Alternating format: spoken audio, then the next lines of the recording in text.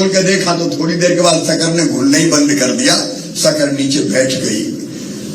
तो अरोरा सर बोले ये हो गया है संतृप्त खोल, अब कितनी भी इसमें तुम डंडी घुमा लो अब ये घुलेगी नहीं। अब मुझे पता नहीं आप कितनी देर से बैठे हैं।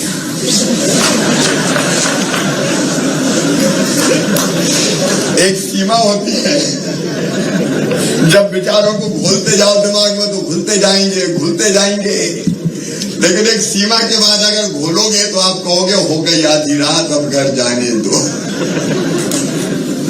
इसलिए मैं बहुत विस्तार में नहीं जाऊंगा, लेकिन सचमुच में अब सचिन जी कह रहे थे, वो एनर्जी लेवल की बात कर रहे थे।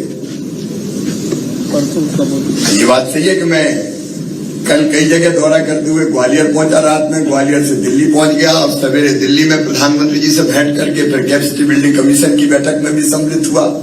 आज खेलो इंडिया यूथ गेम्स का लोगो हमको लॉन्च करना था, केंद्रीय मंत्री भी आए हुए थे, वो कार्यक्रम भी किया और यहाँ भी आ गया। और अभी और भी मीटिंग है, लेकिन ये कैसे कर लेते हैं? ये भी साइंस है, ये भी विज्ञान है सचमुच में। और मैं विज्ञान इसलिए कह रहा हूं कि अगर आपके अंदर जबरदस्त तड़फ है कुछ करने की, इच्छा शक्ति है, तो आपके शरीर से वैसे ही रसायन निकलने लगते हैं जो आपको वो काम करने की शक्ति पैदा करते हैं। इसको और छोटे से उदाहरण से मैं समझाना चाहूं तो अगर आप वैष्णव देवी श्रद्धा से भर के जाते हैं तो 14 किलोमीटर का पहाड़ चढ़ जाते हैं। छोटे छोटे बच्चे भी चढ़ते हुए देखे।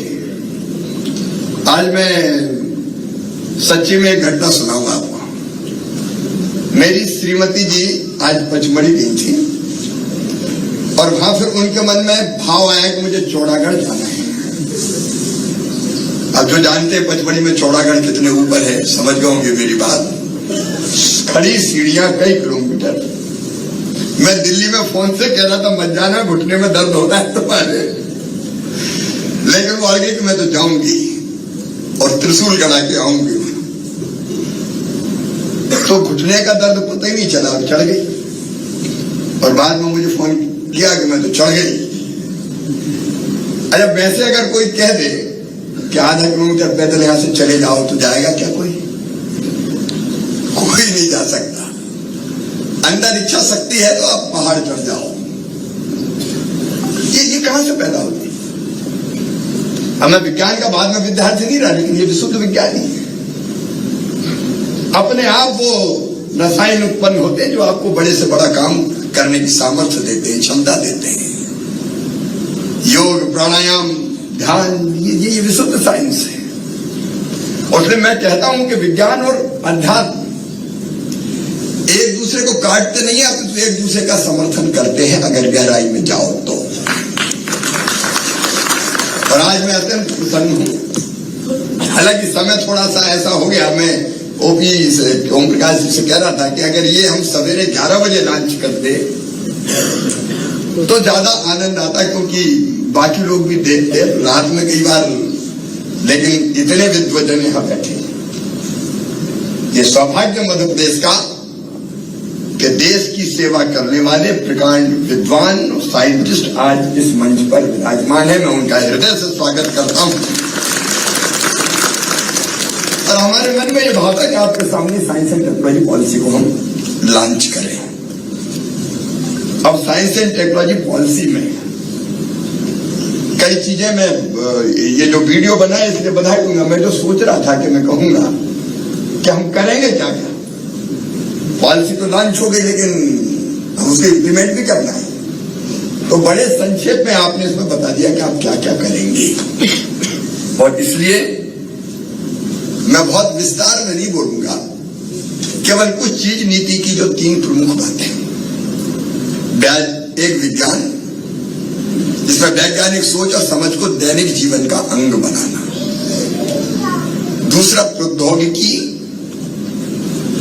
जिसमें सरकार और समाज में आधुनिक तकनीकों का अधिक से अधिक उपयोग हो। और तीसरा नवाचार, नया सोचने, नया सीखने और नई पहल करने वाली पीढ़ी का निर्माण हो। और नया सोच बच्चों में आपने जो खेल खेल में सिखाया, मुझे आज बैठे बैठे एक घटना और याद आ गई।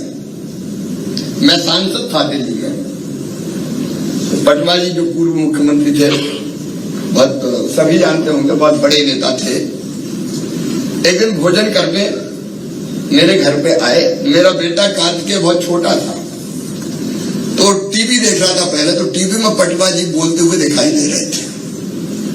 थोड़ी देर के बाद पटवा जी आ गए, तो मैं इनका बेटा प्रणाम करो, तो वो धीरे से तोतली आवाज में बोला, पापा प्रणाम तो ठीक है, लेकिन उनसे पटवा जी से बोला, मुझे ये तो बताओ इस टीवी में घुसे कैसे थे तुम?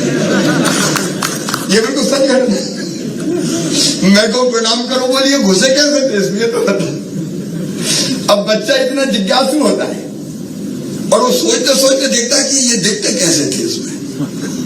यही जिज्ञासा बच्चों में वैज्ञानिक दृष्टिकोण का निर्माण करती है, और ये वास्तव में सिर्फ नवाचार यहीं से शुरू होता है। और इसलिए ये नवाचार इसका एक प्रमुख अंग है।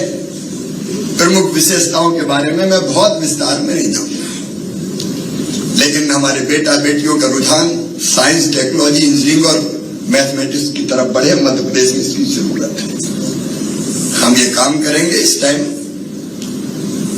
और उसके साथ साथ कंप्यूटरिंग, 5G, semiconductors, internet of things, blockchain, artificial intelligence में सारे विषयों विस्तार से नहीं जाना। इन सब में कौशल विकास पर भी हम विशेष ध्यान दें। देखो, अभी मध्य प्रदेश की पहचान कृषि प्रधान प्रदेश के नाते है, लेकिन इस पॉलिसी के माध्यम से मैं ये चाहता हूं ये टेक्नोलॉजी प्रधान प्रदेश के रूप में जाना जाए, और इसके लिए हम सब प्रयास करेंगे। उसके आपने कहा, प्रोफेसर सूद ने भी कहा, स्टेट इनोवेशन फंड हम लोगों ने बनाने का फैसला किया है, वीडियो में भी हमने दिखाया। और इसलिए एक नहीं, अनेकों चीजें जो वीडियो में देखी वो हम करने का प्रयास करेंगे। हम आज के युग में डाटा की महत्ता समझते हैं। डाटा ऑयल और सोने की तरह ही मूल्यवान है। अलग अलग एजेंसियां कैसे डाटा शेयर करें, इस डाटा की सुरक्षा कैसे हो, इन सब के प्रोटोकॉल भी इस पॉलिसी के माध्यम से हम विकसित करने का प्रयास करेंगे। सांस्कृतिक विरासत के प्रसार के लिए वर्चुअल रियलिटी, ऑगमेंटेड रियलिटी का इस्तेमाल करेंगे। पारंपरिक ज्ञान और प्रथाओं का दस्तावेजीकरण, सत्यापन भी हम करेंगे। विज्ञान का लोक व्यापीकरण, जैसा प्रधानमंत्री जी ने कहा कि विज्ञान केवल कुछ लोगों के लिए थोड़ी है, लोगों की जिंदगी बदलते विज्ञान और दृष्टिकोण ही वैज्ञानिक हो जाए। और इसलिए लोक व्यापीकरण के लिए भी अब आपके साथ प्रोफेसर जैन बैठे, MOU हुआ ही है, और इसलिए हम उस दिशा में काम करेंगे। और उसके लिए कोडिंग लैब हो, क्यूरोसिटी लैब हो, अलग अलग जितने प्रयास है वो हम सब करेंगे।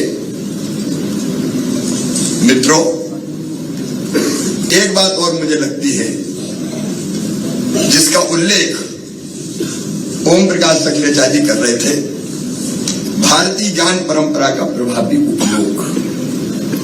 और विज्ञान हमारे लिए नया नहीं है,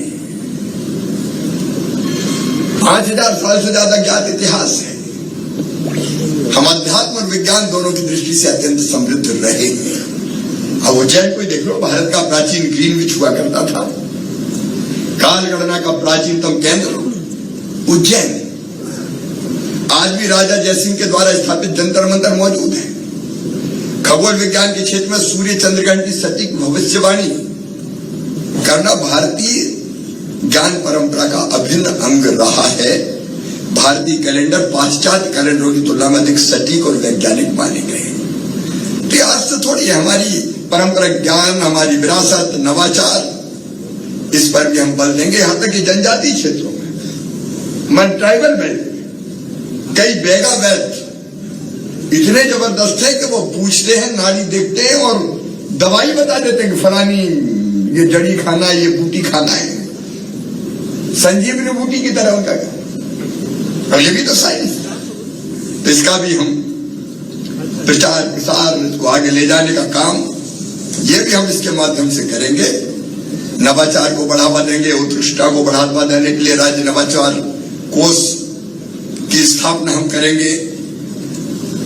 अनेकों प्रकार के प्रयास जो इस नीति में कहे गए हैं वो सारे प्रयास हम करेंगे। मैंने पहले ही कहा कि काफी समय हो गया है। मैं एक बार आभार प्रकट करना चाहता हूं उन मित्रों का जिन्होंने इस पॉलिसी को बनाने में अपना अमूल्य योगदान दिया है। प्रोफेसर सूद ने कुछ चीजों की तरफ हमारा ध्यान आकर्षित करवाया है कि ये और होता तो बेहतर होता। आपने जिन चीजों की तरफ हमारा ध्यान आकर्षित किया है उनकी तरफ भी हम निश्चित तौर पर ध्यान देंगे। और इस मंच से मैं चाहूंगा कि मध्य प्रदेश के मन में ललक है, तड़प है आगे बढ़ने की, अपनी जनता की जिंदगी बदलने के लिए एक वैभवशाली, गौरवशाली, संपन्न, समृद्ध और शक्तिशाली भारत के निर्माण में जो प्रधानमंत्री जी कर रहे हैं अपना विशिष्ट योगदान देने की। $5 ट्रिलियन की इकोनॉमी में $550 बिलियन का 2026 तक योगदान मध्य प्रदेश करेगा। ऐसे कई टारगेट्स हमने तय किए हैं। उन टारगेट्स को पूरा करने में आप विद्वानों का सहयोग हमें चाहिए और मुझे पूरा विश्वास है कि आपका ये सहयोग मिलेगा। एक बार मैं फिर आप सबको धन्यवाद देते हुए अपनी बाड़ी को विराम देता हूं। बहुत बहुत धन्यवाद, प्रणाम, नमस्कार।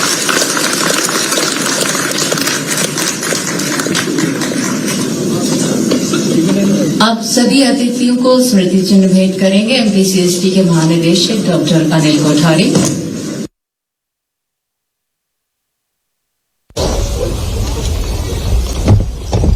डॉक्टर अनिल कोठारी स्मृति चिन्ह भेंट करेंगे। प्रदेश के मुख्यमंत्री